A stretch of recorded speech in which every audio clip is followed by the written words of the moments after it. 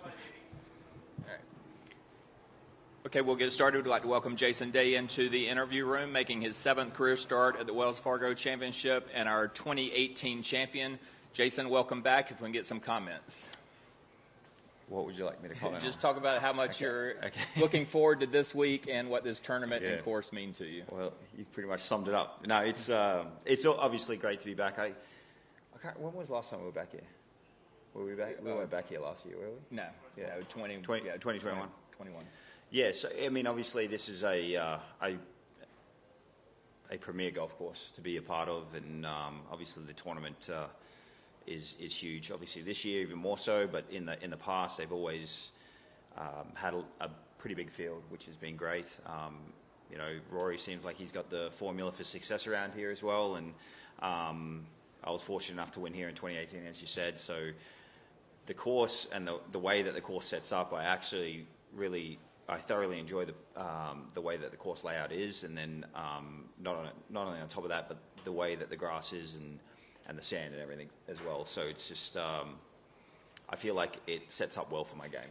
And just the state of your game, 6 top 10s and 11 top 25s and 14 starts this year, so good play. If we can talk a little bit about the state of your game. Yeah, it's been good. I mean, obviously Augusta was a bit of a hiccup. I mean, last round was not where I needed it to be, but you know, overall coming into this week, I've had 3 weeks off, so looking forward to getting, you know, some good momentum going to, you know, not only this week, but you know, next week and then the PGA after that. So I've got 3 in a row, and then yeah, we'll see how it goes. I mean, overall, I'm very pleased with how things are. I just would like to try and get myself closer to the leads on the weekend to give myself a chance at winning an event here soon. Okay, we'll take some questions before Jason heads out to play in the Pro-Am this afternoon. If you'll raise your hand. Yep, let's go to Cameron in the back. Yep, go ahead first. Jason, just wondering what specifically about this course you think sets up well for your game, and why you've been able to have success either winning or being in a lead on certain weekends. I just think it's not only there's a good mix of risk-reward holes here. There's a good mix of being able to attack certain hole locations, but also it's a tough enough course to be able to. I mean, the average winning score every year is probably around 14 under par. So it does yield a lot of birdies, but also it is pretty hard to the point where if you shoot somewhere, you know, 3 under a day, you're not too far away from, you know, the lead at the end of the week. But it's not an overly long golf course, but I think the playing surface is what I like the most. It's very similar to what I have at home in Ohio, and then the green, how the green pitches are and the structure of the greens. I typically tend to like these kind of bigger, larger, more pitch on the greens, where you actually have to have a lot of imagination.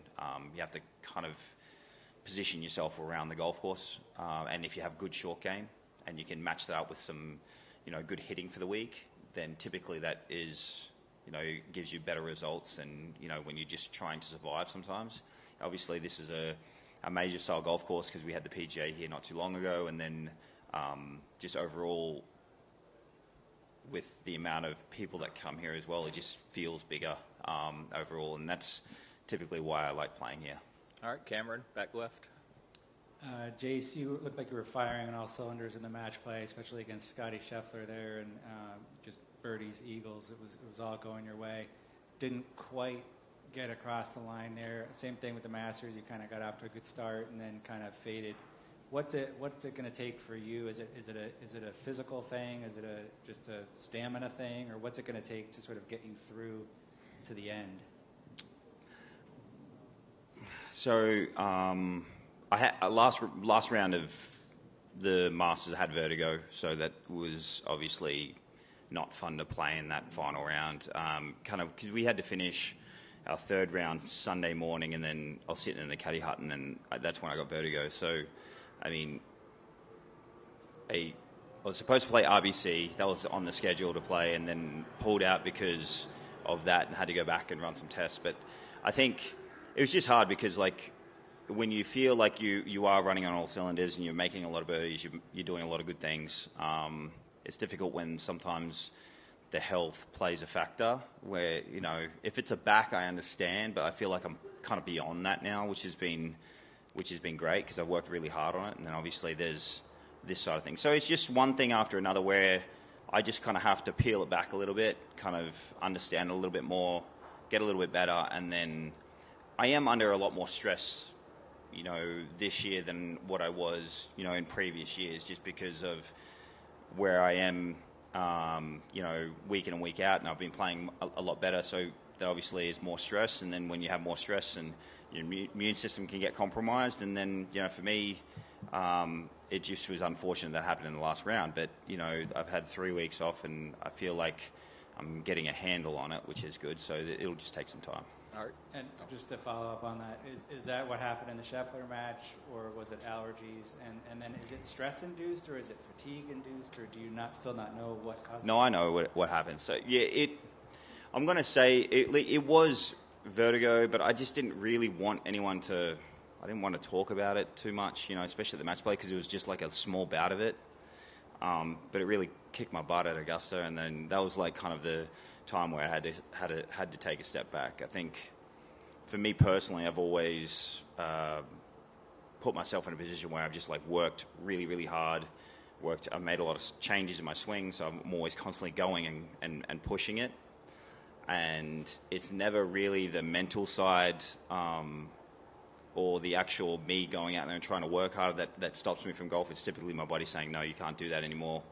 But, you know, overall, I know exactly what happened. It is obviously the stress of playing game, and I understand that there's obviously competitive stress, and there's, you know, stress outside the game that is totally separate that everyone goes through as well. But when you put yourself under stressful conditions all the time, sooner or later, your immune system gets compromised. I wasn't eating as healthy as I should have, so, you know, I made some, you know, changes to my diet, and then,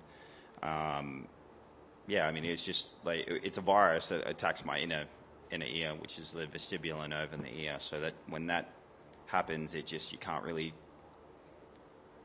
get rid of a virus, obviously. The only way you can do it is suppress it. So, had to take some time. I just needed to take some time off. That was pretty much plain and simple. And then obviously on top of it, just rework how I come to the golf course and work as well. All right, a couple more here on the left, and then we'll go over to Sean. Jason, not to make you keep talking about the vertigo, but you've talked about what you do between events to cope with it, but how have you learned to deal with it when it actually happens during an event like it does at the Masters? How have you learned to kind of deal with that and then, like you said, kind of suppress it aside and be able to finish your rounds? I mean, like obviously the first time it ever happened to me was 2015 US Open at Chambers Bay, and then I didn't know how to handle it. I think as it's progressed along the years, because I really haven't had too many bouts of it, it would typically come for about 3 holes or so, and then like gradually it got better and better, and then I'm like, okay, I feel kind of dizzy and nauseous, but like I can get through this, no problem. And yeah, I just never really had to, you know, worry about it too much. I felt like I was pretty healthy for the most part, outside of other injuries. But yeah, I think it was just a matter of how much, you know, more stress I was under, and then how much workload I was putting into it. And I never gave myself more than a day or 2 days break in between tournaments for the whole year. And then this has kind of put me on the, you know, on the bench for a good 2 weeks just to kind of find out what was going on. All right, Adam and then Bob. When's the first time you ever dealt with it, and did you ever have this issue when you won a tournament? No, I've never had an issue when I've won a tournament. Like 2015 was the first time it ever happened, and that was quite alarming because I've never had that before. And then it happens, you know, sporadically every so often, but it's just nothing too crazy. And if I had told you when you won this tournament in 2018 that you wouldn't win a tournament for the next 5 years, what would your reaction have been? Probably question what I was doing, you know, what happened in those 5 years to cause me not to win. And then yeah, I mean it'd be interesting because I was coming off the back end of, you know, 2015 and 16, and then 2 more events in 2018. So, I mean, I need to get back into the winner's circle. I know that. I feel that my game is starting to round into some really good form where I know that I can win more consistently. It's just a matter of putting myself into contention a little bit more and then not to worry about it too much. To be honest, I mean, I've got past the point of like thinking about winning and more of the point of just trying to go through the correct process every single day, and then at some point it's going to yield more confidence and better play, and when that happens, it's going to happen a lot, which would be nice. All right, let's go to Bob, and then we'll close with 2 questions over on this side. Jason, how do you think that the designated event plan has worked out, and how's it worked for you, and what do you think about it going forward? What do you guys think? Do you like it? Well, I think it's... Do you like having a cut compared to a non-cut? Oh, well, that's another issue. Do you like having the cut? I like having the cut too. So I'm like on the other side of what most people think in regards to having a shorter man. I mean, we're just going back to the WGC days, essentially. You're going to have a great field, which is great. If you play well in those events, typically you'll stay inside the top 50 every single year, and that typically it's a lot easier for you to stay in the top 50 that way. I think this year it's worked out great with the cuts. I mean, we've had the best players in the world rise to the occasion, multiple occasions now, and I feel like if we talk about now, granted, I'm not in those meetings. I don't know, all the facts about it, but I look at it and I say, if the best players are supposed to stick around for, the weekend, we should play better, and I understand that. And if we don't play better, then we have to reevaluate why we didn't play better and then get ourselves in contention. But to keep guys around for 4 days, I totally understand that side as well. But, I mean, if I was looking at it, I'd rather have a cut and granted, I know that like West Coast to right now, it's, there's daylight issues, so there's certain types of fields that we can only handle, but yeah, I'd prefer a cut. I think that'd be much better. But you understand too that part of that was the idea is to reward guys. It's guaranteed pay basically at those tournaments. Why do we need guaranteed pay?